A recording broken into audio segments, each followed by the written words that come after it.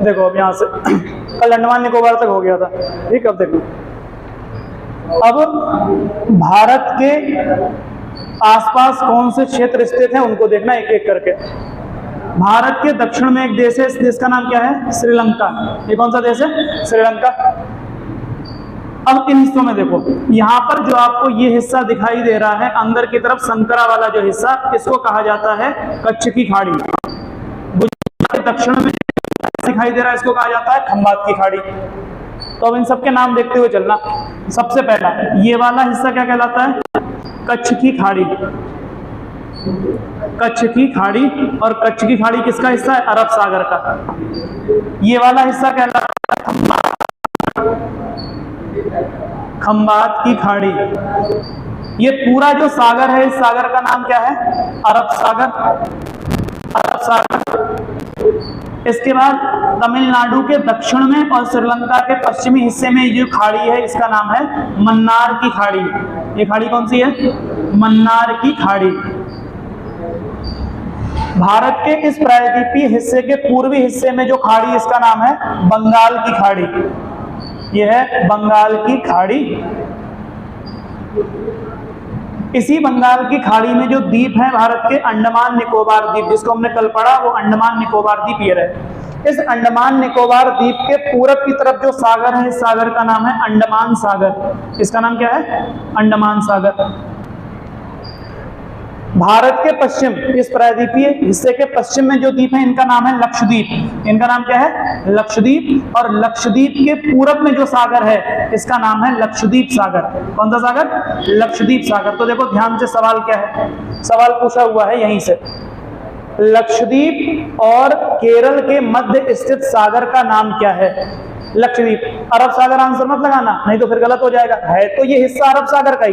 अरब सागर में खंबात की खाड़ी भी है, कच्छ की खाड़ी भी है, लक्षद्वीप सागर भी है।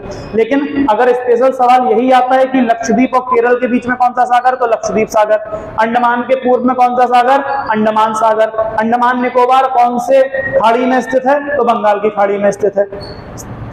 तमिलनाडु के दक्षिण में कौन सी खाड़ी है? मन्नार की खाड़ी।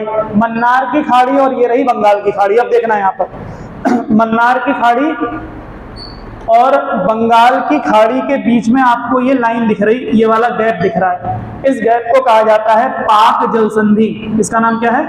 पाक जल संधि। ये जो रेखा यहाँ पर हमने खींची, ये पाक जल संधि है। पाक जल संधि। पाक जल संधि को अंग्रेजी में पाल्क लिखते हैं। क्या लिखते हैं? पाल्क। और ये नाम मद्रास के गवर्नर के नाम पर पड़ा है, सर रॉबर्ट पार्क के नाम पर। क्या नाम है इनका? पार्क। PALK है, लेकिन इसको पढ़ेंगे जब हम तो पाक पढ़ेंगे। तो इसका संबंध पाकिस्तान से नहीं है भाई, इतना ध्यान रखना, क्योंकि इस तरह से सवाल अभी एक टेस्ट में सवाल दिया था, पहला टेस्ट हुआ था शायद, जो संडे वाला जो टेस्ट होता है उसमें दिया, और उसमें कई लोगों ने पाकिस्तान वाला आंसर समझ के फिर टिक कर लगाया। तो पाकिस्तान वाला नहीं लगाना है। श्रीलंका और भारत को अलग करती है ये जल संधि, श्रीलंका को और भारत को। अब यहाँ पर ध्यान से समझो, ये श्रीलंका है। इस श्रीलंका को मैं यहाँ बना रहा हूँ, एक बार इसको देखना। इन चीजों को साथ में समझते हुए चलो। जैसे हमने श्रीलंका बनाया, अब वहां पे दिखा भी दूंगा, अभी देखो बना हुआ। यहाँ पे श्रीलंका हमने बनाया, इस तरह से द्वीप है, ठीक, इस तरह से देखो यहाँ पर, और कई छोटे छोटे फिर ऐसे हैं द्वीप कई सारे। ये जो श्रीलंका बना हुआ है, इस श्रीलंका का ये वाला जो हिस्सा है, ये हिस्सा, इस हिस्से को जाफना कहा जाता है। क्या कहा जाता है? जाफना। तो सवाल पूछा हुआ है एग्जाम में, जाफना प्रायद्वीप कौन से देश का हिस्सा है? श्रीलंका का। ये प्रायद्वीप है, जाफना प्रायद्वीप। और प्रायद्वीप क्या होता है? अच्छे से पता है। प्रायद्वीप जो तीन ओर से जल से घिरा हुआ हो उसको प्रायद्वीप कहते हैं। तो देखो, जाफना प्रायद्वीप 1, 2 और 3 ओर से जल से घिरा हुआ है, और 1 ओर से स्थल भाग से है, तो इसको क्या कहा जाता है? प्रायद्वीप। कौन सा प्रायद्वीप है? जाफना। तो जाफना प्रायद्वीप कहाँ है? तो श्रीलंका में है। अब सवाल देखो क्या है, ये भारत का कौन सा हिस्सा है? तो कहोगे ये वाला भारत का कौन सा हिस्सा है? ये तमिलनाडु का हिस्सा है, तमिलनाडु है। तमिलनाडु भारत का तमिलनाडु और श्रीलंका के जाफना को कौन सी जल संधि अलग करती है? अब आंसर पाक जल संधि। नॉर्मल अगर क्वेश्चन है तो कहेंगे भारत और श्रीलंका को अलग करती है, लेकिन अगर पूछ ही लेगा तो क्या कहोगे? भारत का तमिलनाडु और श्रीलंका के जाफना प्रायद्वीप को अलग करने वाली जल संधि का नाम क्या है? पाक। किसी भी जल संधि की खास बात होती है, कोई भी जल संधि जलीय भागों को जोड़ेगी, दो जल राशियों को जोड़ेगी और स्थल भागों को अलग कर देगी। ध्यान रखना, जल संधि क्या करती है? दो जलीय भागों को जोड़ती है, दो जलीय भागों को जोड़ती है और दो स्थलीय भागों को अलग कर देती है, क्योंकि अगर स्थलीय भागों को अलग नहीं करेगी तो जलीय भागों को जोड़ नहीं पाएगी, को अलग करती है।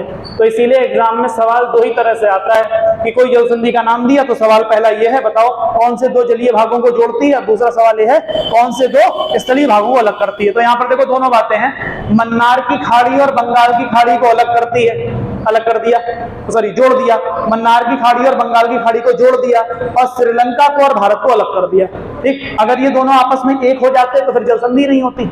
तो इसीलिए पाक की जल संधि क्या करेगी? श्रीलंका के जाफना को, भारत के तमिलनाडु को अलग करेगी और इसको क्या कर देगी? बंगाल की खाड़ी, मन्नार की खाड़ी को आपस में जोड़ देगी। इतनी बात समझ में आती है? और श्रीलंका हमने यहाँ पर अलग से बना लिया है, समझ गए? अब आगे आओ, ये अरब सागर का हिस्सा है, ये लक्षद्वीप सागर है, खंबात की खाड़ी, कच्छ की खाड़ी, इधर का हिस्सा खत्म हुआ। अब देखना, कल आपने यहां पढ़ा था अंडमान निकोबार, ये द्वीप कल पूरा पढ़ लिया था कंप्लीट। यहां पर एक द्वीप था सबसे उत्तरी द्वीप जिसका नाम था लैंडफॉल। कौन सा द्वीप था? लैंडफॉल द्वीप। अब अगली बात सुनना, सवाल ये आता है एग्जाम में कि अंडमान निकोबार में जो अंडमान है, अंडमान से सबसे निकटतम देश कौन सा है? ये सवाल है। म्यांमार। कौन सा? म्यांमार। तो म्यांमार सबसे निकटतम है, दूरी लगभग 130 किलोमीटर है, 130। लेकिन अगर सवाल ऐसा आ जाए ग्रेट निकोबार से सबसे निकट कौन सा है? ग्रेट निकोबार से, तब होगा इंडोनेशिया, और इंडोनेशिया का कौन सा? सुमात्रा, दूरी 150 किलोमीटर है। तो इसलिए अगर कभी ऐसे सवाल आए जल्दी में गलती मत करना। गलती क्या हो जाती है, हम लोग पढ़ते हुए, जैसे मैंने कल पढ़ाया, कल हमने बताया कि भाई जो ग्रेट निकोबार द्वीप है उससे सुमात्रा की जो दूरी है वो 150 किलोमीटर है। इतनी बात हमने करी, हमने ये बात पढ़ ली। अब जब एग्जाम में सवाल आया, बताइए अंडमान द्वीप समूह से, निकोबार नहीं बोल रहा है, अंडमान द्वीप समूह से कौन कितनी दूरी पर, कौन सबसे कम दूरी पर है? तो उसमें म्यांमार भी ऑप्शन में होगा, तो हमको क्या लगाना पड़ेगा? म्यांमार, क्योंकि म्यांमार की दूरी अंडमान से कितनी है? 130 किलोमीटर, जबकि ग्रेट निकोबार से सुमात्रा की दूरी है 150 किलोमीटर। तो इसलिए आंसर क्या लगेगा? म्यांमार। ये प्रीवियस ईयर क्वेश्चन है, पूछा हुआ सवाल है। तो अंडमान द्वीप समूह से सबसे कम दूरी पर कौन सा? म्यांमार सबसे कम, और ग्रेट निकोबार से सबसे कम दूरी पर कौन? ठीक, चलो दोनों याद रखना। तो यहां तक ये बात हो गई। अब अगला आता है, इसके बाद हम पढ़ेंगे ये स्थलीय भाग, भारत के कौन से वाले? स्थलीय भाग। लेकिन स्थलीय भागों को पढ़ने से पहले एक आखिरी बात और करते हैं। आखिरी बात क्या? क्योंकि हम ये समुद्री हिस्सा पढ़ रहे हैं पूरा, तो अगला सवाल हमारा ये हो सकता है, भारत के समुद्री राज्यों यानी समुद्र तटीय राज्यों की संख्या कितनी है? समुद्र तटीय राज्य, भारत के कौन से राज्य? समुद्र तटीय या तटीय राज्य, भारत के समुद्र तटीय राज्यों की संख्या कितने हैं? 9। भारत के समुद्र तटीय राज्य कितने हैं? 9। तो देखा कैसे पढ़ना है, इसको अलग अलग करके पढ़ना है। पहला, पश्चिम तट पर स्थित राज्य, तो पश्चिमी तटीय राज्य, ये हो गया। पश्चिमी तट माने ये वाला तट हो गया। दूसरा कौन सा है?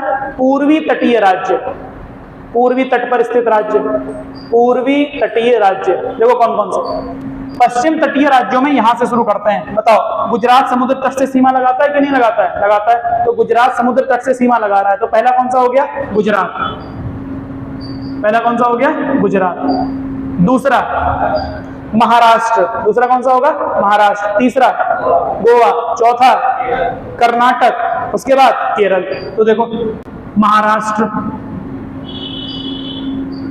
तीसरा गोवा, चौथा कर्नाटक और पांचवा केरल। यानी पश्चिम समुद्र तटीय सीमा लगाने वाले राज्यों की संख्या कितनी? 5।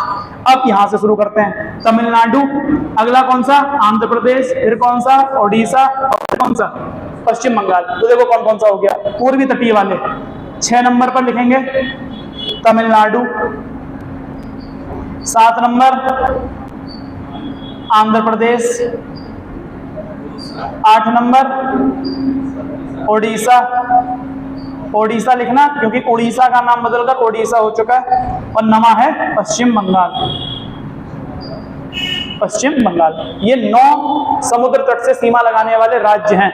जो समुद्र तटीय राज्यों की संख्या इसलिए कितनी मानी गई है? 9। एक नोट कर लो इसको फटाफट। अब जैसे ये वाले पढ़े समुद्र तट से सीमा लगाने वाले राज्य, उसी तरह से समुद्र तट से सीमा लगाने वाले केंद्र शासित प्रदेश भी हैं। तो समुद्र तट पर स्थित जो केंद्र शासित प्रदेश हैं जो समुद्र से सीमा लगा रहे हैं उनकी संख्या 4 है। कितनी है? 4।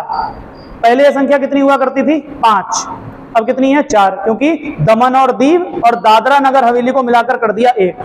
पहले अलग अलग थे तो ये 5 हो जाते थे, अब ये 1 हो गया तो कितने हो जाएंगे? 4।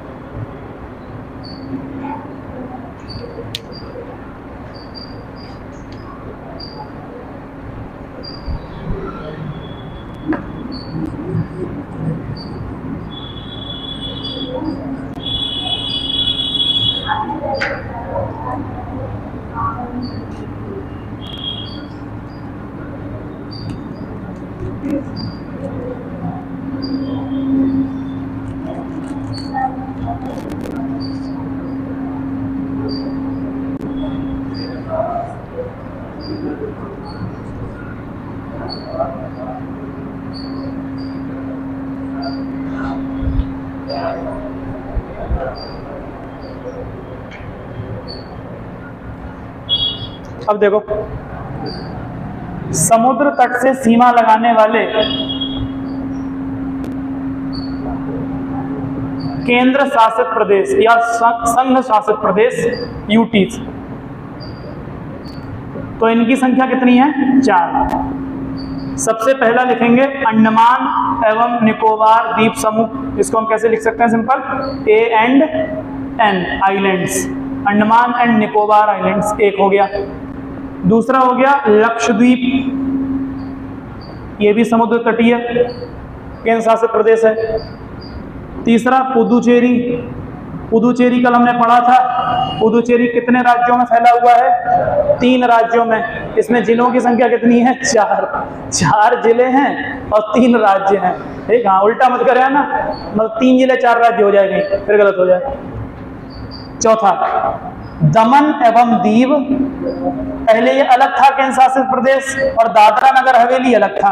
अब दमन एवं दीव और दादरा नगर हवेली एक में है, तो दमन एवं दीव तथा दादरा नगर हवेली, दादरा नगर हवेली ये केंद्र शासित प्रदेश रहे 4। ये 4 केंद्र शासित प्रदेश वो हैं जो समुद्र तट वाली सीमा बनाते हैं, जो समुद्र तट।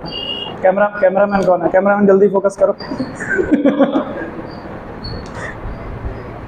चलो देखो, तो ये 4 हैं जो तटीय समुद्र तट से सीमा लगाने वाले केंद्र शासित प्रदेश हैं। अब देखो इसमें ध्यान से समझना, अगर एग्जाम में सवाल आ जाए समुद्र तट से सीमा, समुद्र तट से सबसे लंबी सीमा लगाने वाला राज्य कौन सा है? तो गुजरात। समुद्र तट से दूसरे नंबर पे सबसे लंबी सीमा लगाने वाला कौन सा है? तो आंध्र प्रदेश। अब सवाल देखो कैसे हो सकता है। पश्चिमी तट पर सीमा लगाने वाला, यानी पश्चिमी तट से सीमा लगाने वाला सबसे लंबी सीमा लगाने वाला राज्य कौन सा है? तो गुजरात, पश्चिम में। अब पूर्वी तट पर अगर सबसे लंबी सीमा तो आंध्र प्रदेश हो जाएगा, लेकिन ओवरऑल में आंसर क्या हो जाएगा? गुजरात हो जाएगा। दूसरी बात, केंद्र शासित प्रदेशों में सबसे लंबी समुद्र तटीय सीमा लगाने वाला कौन होगा? अंडमान निकोबार, ये सबसे लंबी सीमा लगाएगा। अब यहां पर सवाल यह आएगा कि निम्नलिखित में से कौन सबसे लंबी समुद्र तटीय सीमा लगाता है? राज्य और केंद्र शासित प्रदेश दोनों मिलाकर, तब अंडमान निकोबार आंसर होगा, तब गुजरात आंसर नहीं होगा। अंडमान निकोबार और गुजरात में अंतर है, ध्यान रखना। गुजरात लगभग 1200 किलोमीटर लंबी सीमा लगाता है समुद्र तट से, जबकि अंडमान निकोबार लगभग 1900 किलोमीटर लंबी सीमा लगाता है, तो दोनों में फर्क बहुत ज्यादा है। तो अगर ओवरऑल पूछे राज्य और केंद्र शासित प्रदेशों में सबसे लंबी सीमा कौन लगा रहा है, तब तो अंडमान निकोबार होगा। केवल राज्यों में सबसे लंबी सीमा कौन लगा रहा है? तो गुजरात होगा। पश्चिम तट के राज्यों में कौन लगा रहा है? तब भी गुजरात होगा। पूर्वी तट के राज्यों में सबसे लंबी सीमा कौन लगा रहा है? तो आंध्र प्रदेश आंसर होगा। याद रहेगा? अब अगला सुनो। इसके बाद ये दोनों कंप्लीट करने के बाद अब हम देखेंगे यहां से लेकर यहां तक अगर हम चलें समुद्र तट से, समुद्र तट के किनारे किनारे, तो हम लगभग कितनी दूरी तय कर जाएंगे ये देखना। यानी भारत की समुद्र तटीय सीमा की लंबाई कितनी है, सवाल ये है। इसका मतलब ये हुआ कि यहां से शुरू करना है। देखो समुद्र का तट तो यहां से शुरू हो रहा है और यहीं पर उस दिन अपने लोगों ने देखा था यहां पर क्या था इस हिस्से में, सरक्रीक वाला हिस्सा यही तो है। अब यहां से हम चल रहे हैं, देखो नीचे मैं इस रेड कलर से बना दे रहा हूं इसको, समुद्र तट पर इस हिस्से पर हम किनारे किनारे चलते हुए और जब यहां लास्ट पहुंचेंगे जहां पर समुद्र तट होगा, ये वाला हिस्सा, ये रहा बंगाल का हिस्सा यहां तक, तो यहां तक जाने में यहां से लेकर हम टोटल दूरी तय कर चुके होंगे 6100 किलोमीटर। कितने किलोमीटर? 6100 किलोमीटर। यानी भारत की समुद्र तटीय सीमा की लंबाई कितनी है? 6100 किलोमीटर। भारत की समुद्र तटीय सीमा की लंबाई 6100 किलोमीटर है, इसको ध्यान रखना। अब देखो भारत की समुद्र तटीय सीमा